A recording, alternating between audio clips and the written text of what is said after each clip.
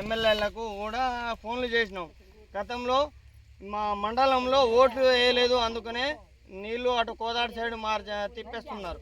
కోదాడు నియోజకవర్గానికి మాత్రమే నీళ్లు, పెన్బాడ మండలం నుంచి మాత్రం నీళ్లు రావడానికి వీలు లేదు అన్నట్టు కటాఖండిగా చెప్పిన విషయాలు ఇవి. అది విషయం. ఇప్పటిదాకా మాకు నీళ్ళు లేదు. వానకాలం రాలేదు, ఎండాకాలం రాలేదు, వ్యాసం కూడా రాలేదు. ఇయ్యము మేము అనేసి అంటే మేము వేరే పంటలు వేస్తున్నాం. నీళ్ళ మీద ఆధారపడకుండా నీళ్లు ఖచ్చితంగా వస్తాయి, మీ బతుకులు మారుతాయి అనేసి ఉద్దేశంతో చెప్పారు. బతుకులు మారడం కాదు, మమ్మల్ని అప్పుల పాలు చేసారు. 6 బోర్లు వేపించి ఈరోజు ఇప్పుడు రెడీ అయ్యి వలస పోతున్నాను. నేను వలస ఆంధ్ర వెళ్ళి మినువులు పీకడం కోసం ఫ్యామిలీతో రెడీ అయిపోయినా, 6 బోర్లు వేపించినా ఆగమైపోయినా ఆడికి వలస వెళ్ళిపోతున్నాం ఇప్పుడు మేము. నా పేరు ధరావత్ మల్సూర్ అండి, చిన్న గారకుంట తండ.